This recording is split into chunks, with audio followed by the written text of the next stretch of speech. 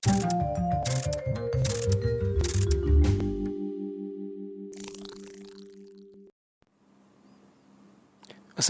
warahmatullahi wabarakatuh. Salam sejahtera.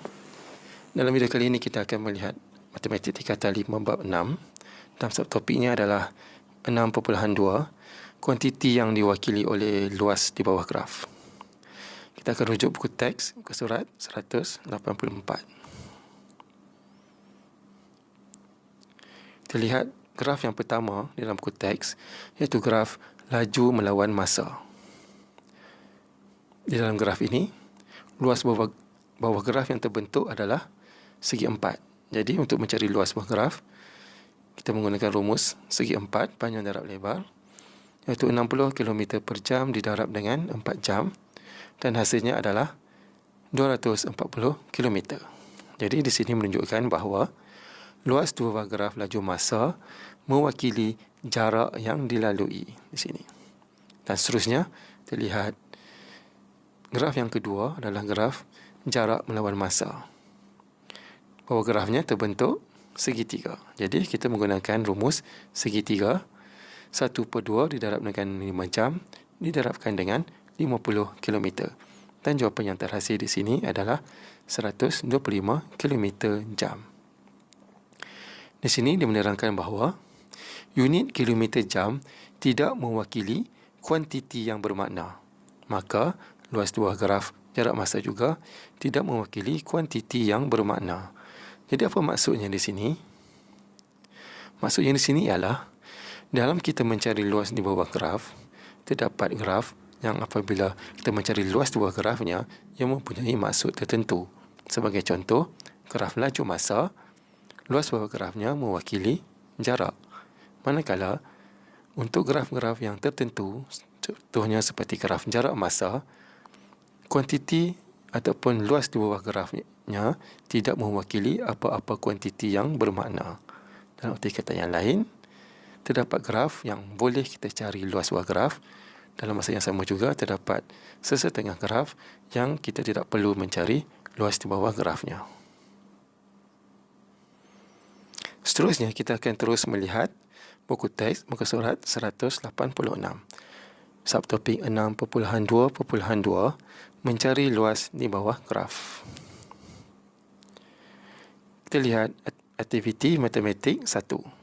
Sebuah graf, kita akan dapati bahawa apabila kita melukis graf ataupun kita melakar graf, kita dapati bahawa bawah graf terdapatnya bentuk. Yang pertama ini adalah bentuk segi 4. Ada juga yang berbentuk segitiga, kemudian berbentuk trapezium, dan yang keempat ini berbentuk segi 4 dan trapezium, iaitu gabungan bentuk segi 4 trapezium. Jadi untuk mencari luas bagi segi 4, segitiga dan trapezium, kita memerlukan pengetahuan rumus. Jadi untuk kita imbas kembali bagaimana untuk mencari luas segi 4 tepat, segitiga dan juga luas trapezium. Segi 4 tak kiralah segi 4 tepat ataupun segi 4 sama, kita menggunakan rumus panjang darab lebar. Manakala untuk luas segitiga, kita akan menggunakan rumus 1/2 didarabkan dengan panjang didarabkan dengan tinggi. Akan terdapatnya berbentuk trapezium. Jadi untuk mencari luas trapezium adalah 1/2 didarabkan dengan P tambah Q dan didarabkan dengan T. P tambah Q ini adalah panjang sisi yang selari, hasil tambah sisi selari, dan T adalah tinggi. Tinggi di sini bermaksud jarak di antara dua sisi selari. Jadi itu adalah sebuah segi. Untuk kita imbas kembali, bagaimanakah untuk kita mencari luas bagi trapezium, segitiga dan segi 4. Seterusnya, kita lihat kembali kepada aktiviti matematik 1 kita. Untuk graf yang pertama, luas bawah grafnya dan luas, kita mencari luas segi 4 tepat. Jadi adalah panjang darab lebar. Jadi panjangnya adalah H dan lebarnya adalah K. Jadi luas bawah grafnya adalah HK. Seterusnya, graf yang kedua, bawah grafnya berbentuk segitiga. Jadi kita menggunakan 1/2 didarabkan dengan panjang didarabkan dengan tinggi, iaitu A didarabkan dengan B. Nilai-nilainya kita boleh lihat pada graf ya. Dan seterusnya, bawah graf yang berbentuk trapezium. Jadi 1/2 didarabkan dengan A. A ini adalah jarak dua sisi selari yang kita sebut sebagai tinggi. Kemudian B tambah C, iaitu hasil tambah sisi yang selari, iaitu B di sini C. Dan graf yang keempat, gabungan segi empat dan trapezium. Jadi kita pecahkan kepada A dan juga B. Jadi luas bawah grafnya adalah A tambah B. Luas A adalah panjang darab lebar A darab A kuasa 2. Kemudian untuk mencari luas trapezium, 1/2 didarabkan dengan A tambah C. A tambah C di sini adalah dua sisi yang selari. Sini C, sisi, dan satu lagi sisi ini adalah A. Kemudian B tambah A ini adalah tingginya, iaitu nilai B ditolakkan dengan A untuk mencari jarak di antara dua sisi selari. Jadi ini adalah langkah-langkah untuk kita mencari luas di bawah graf yang melibatkan bentuk segi empat, segitiga, trapezium ataupun yang melibatkan gabungan lebih daripada satu bentuk. Fokus utama perbincangan kita pada subtopik kali ini sebenarnya adalah untuk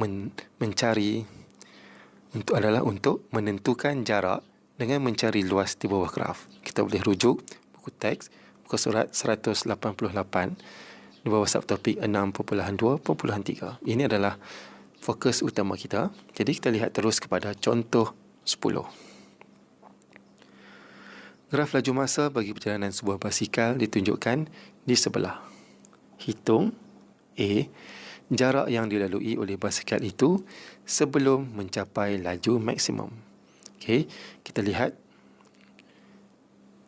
graf ini, kita dapati bahawa laju maksimum adalah 8 meter per saat. Bermula dengan lajuan sifar dan masa maksimumnya adalah 20 saat. Jadi, apabila soalan menyatakan bahawa jarak maksimum yang dilalui sebelum mencapai laju maksimum iaitu jarak pada masa sifar sehingga masa 4 saat. Jadi, apabila soalan bertanyakan tentang jarak, ini bermaksud kita mencari luas bawah graf.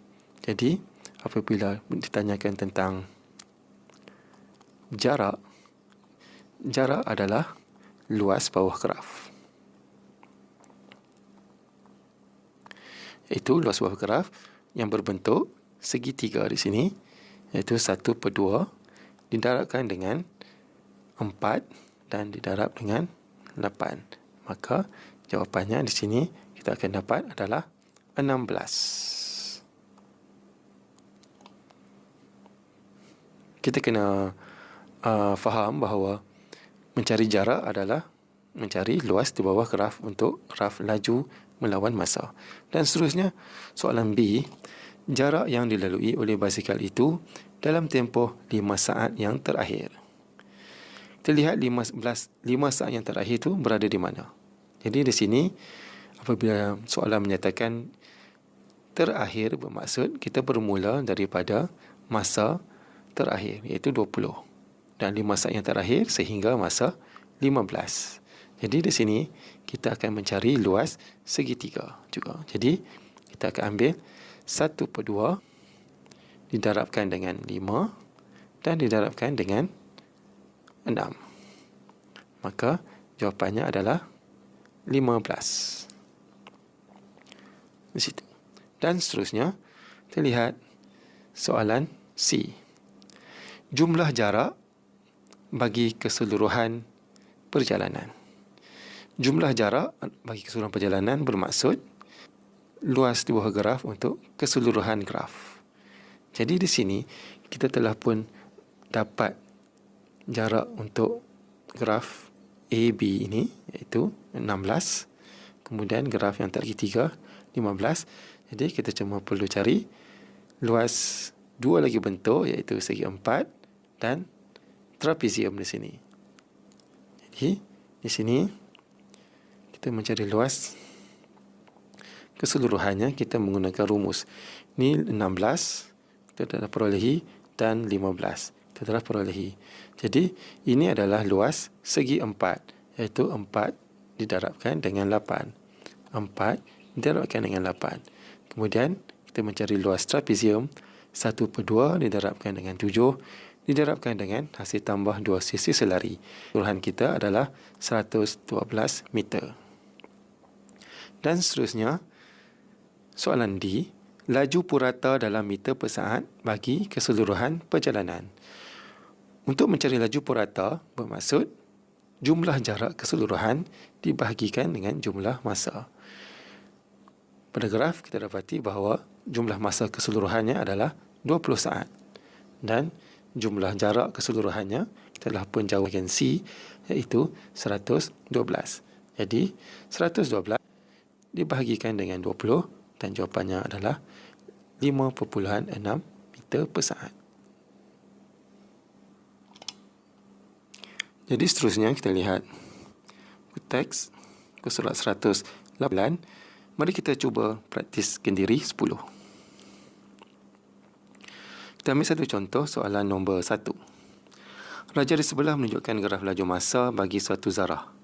Hitung A, jarak yang dilalui oleh zarah itu sebelum mencapai laju maksimum. Okay. Di sini kita dapati bahawa laju maksimum untuk zarah tersebut adalah 20 per saat. Ini adalah laju maksimum. Jadi soalannya, jarak yang dilalui oleh zarah itu sebelum mencapai laju maksimum. Jadi sebelum dia mencapai laju maksimum, garis grafnya, jadi bentuk yang terlibat di sini adalah segi empat dan trapezium. Jadi kita mencari luas segi empat dan trapezium, iaitu 10 didarabkan dengan 15 dan ditambah dengan luas trapezium 1/2 didarab dengan tinggi trapezium ini adalah 35 tolak 15, iaitu 20 didarab dengan hasil tambah 2 sisi selari 10 tambah 20, iaitu 30. Jadi kita tekan kalkulator, dapati bahawa 150 didarab dengan sini akan jadi 10/300. Jadi jaraknya adalah 450 meter. Kita lihat soalan yang kedua, soalan B. Jarak yang dilalui dalam 10 saat yang terakhir. Apabila menyatakan 10 saat yang terakhir, bermaksud kita akan mula mengira pada masa yang terakhir. 45 sehingga 35 adalah 10 saat. Jadi kita akan cari luas segitiga, iaitu didarabkan dengan 10 dan didarabkan dengan 20. Jadi di sini kita dapati bahawa nilainya adalah 100 meter. Seterusnya, soalan C, jumlah jarak yang dilalui oleh zarah itu. Jumlah jarak bermaksud keseluruhan luas bawah graf. Jadi 450 ditambah dengan 100. Jadi jawapan akhirnya kita akan dapat 550 meter. Soalan D, laju purata dalam meter per saat keseluruhan perjalanan zarah itu. Jadi untuk mencari laju purata, kita akan ambil keseluruhan jarak dibahagi dengan keseluruhan masa. Jarak keseluruhan adalah 550 dibahagi dengan masa di sini adalah 45 saat. Jadi menggunakan kalkulator, kita bahagi, kita akan dapat jawapannya adalah 12.22 meter per saat. Jadi itu adalah laju purata untuk soalan ini. Seterusnya kita akan melihat subtopik 6.2.4. Menyelesaikan masalah yang melibatkan kecerunan dan luas di bawah graf. Kali ini kita akan melihat kecerunan dan luas di bawah graf secara serentak di dalam suatu soalan. Kita lihat contoh 11. Rajah di sebelah menunjukkan graf laju masa bagi pergerakan dua zarah M dan N dalam tempoh 30 saat dan T saat masing-masing. Diberi pergerakan zarah M diwakili oleh graf ABC. Jadi ABC adalah M dan pergerakan zarah N diwakili oleh graf PQ adalah zarah N. Di sini ada dua garis graf di dalam satu satah.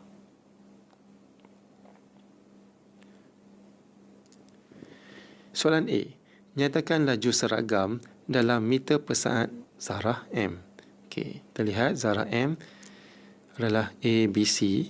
Ini adalah zarah M. Dapati apakah yang dimaksudkan dengan laju seragam? Laju seragam adalah laju yang tidak ada perubahan. Jadi AB ini adalah laju seragam kerana sepanjang garis AB kelajuannya adalah 15 meter per saat. Jadi berapakah tempohnya adalah 0 sehingga ke 20. Jadi tempohnya adalah 20 saat. Jadi nyatakan laju seragam adalah jawapannya adalah 15. Jadi jawapan di sini adalah 15 meter per saat. Soalan B.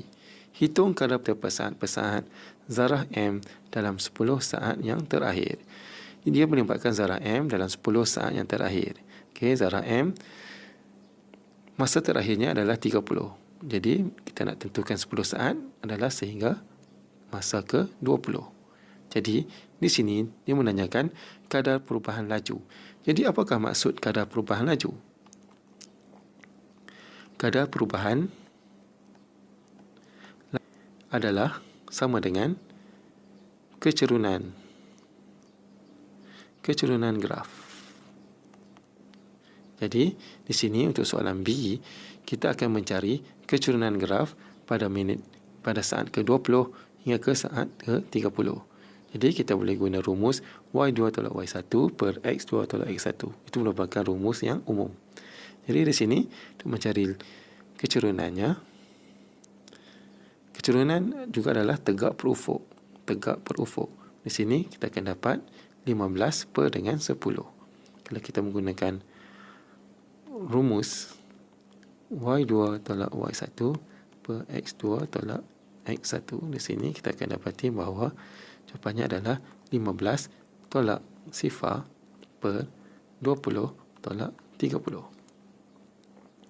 Dapati 15 bahagi dengan negatif 10.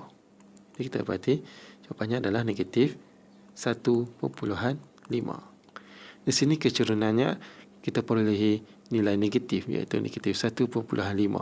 Maksud kadar perubahan laju negatif adalah zarah ini semakin perlahan daripada kelajuan 15 turun sehingga kelajuan 0. Jadi dapat negatif.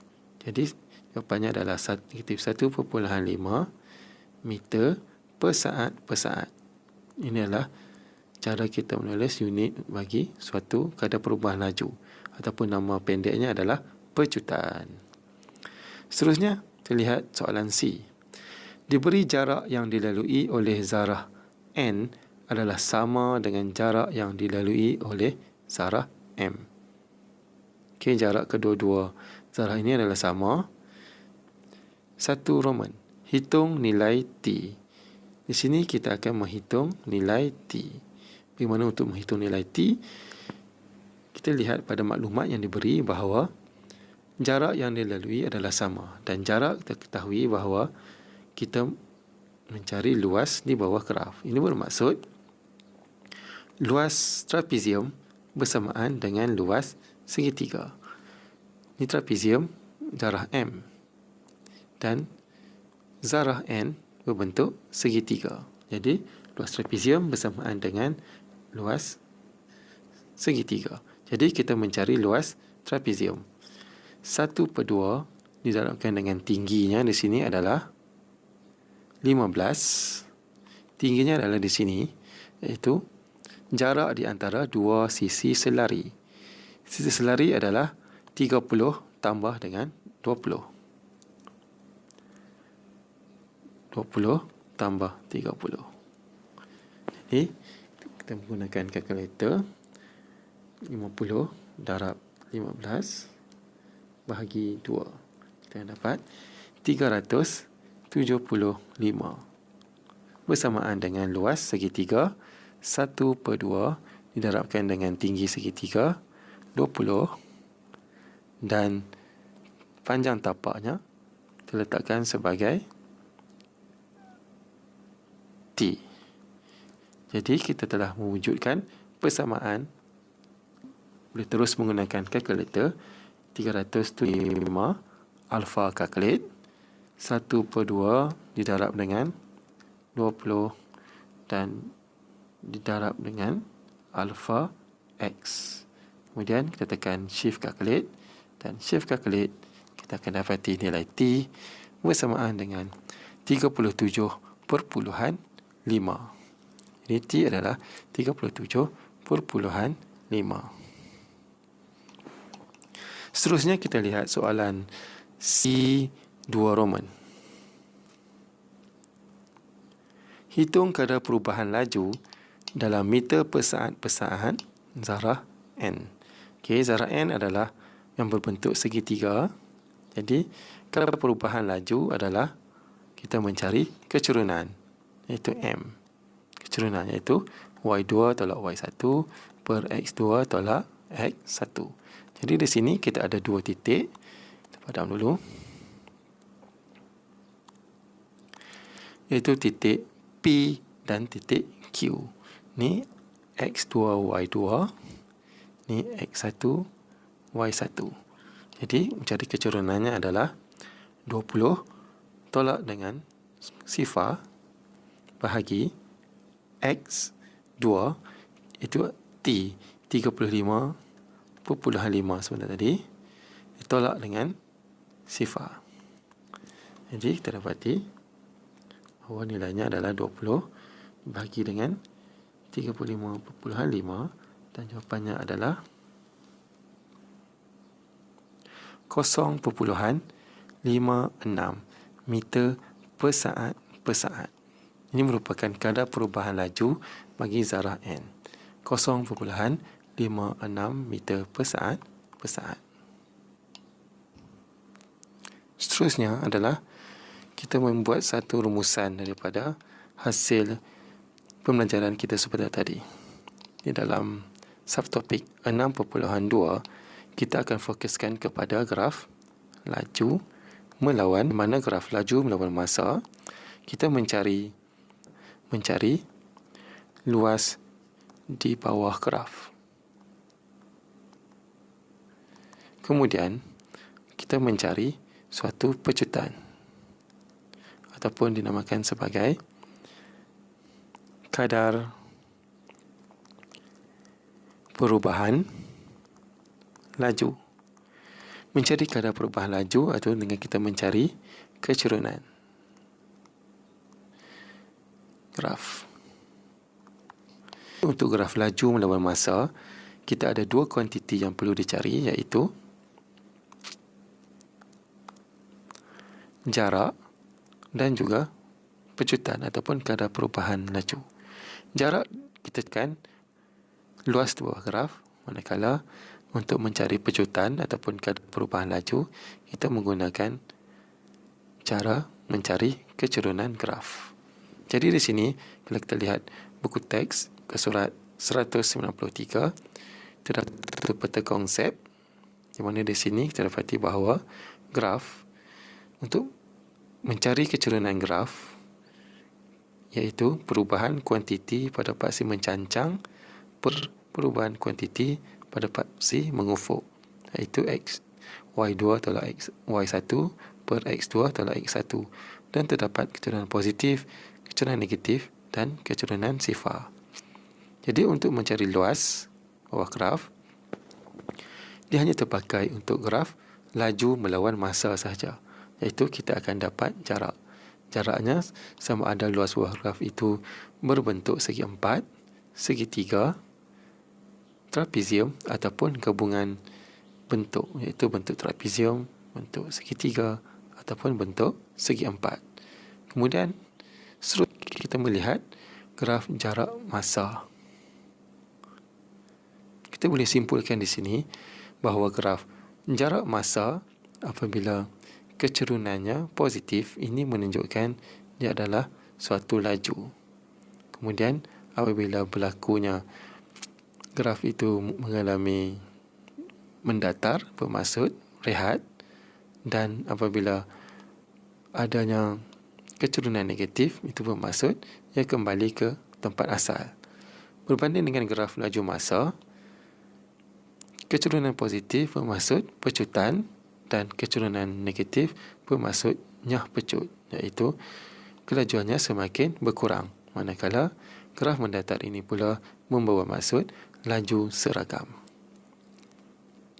Untuk graf jarak masa, luas dua buah graf tidak mewakili kuantiti yang bermakna. Manakala untuk graf laju masa, kuantiti yang dilalui. Dan seterusnya adalah graf pecutan masa. Pecutan masa apabila adanya graf pecutan per masa, luas buah graf, dan untuk soalan SPM selalunya yang ditanya adalah graf jarak masa dan graf laju masa. Jadi kita akan fokuskan kepada graf masa dan jarak masa untuk kita menjawab soalan yang akan datang. Itu saja untuk video kali ini. Sekian, terima kasih.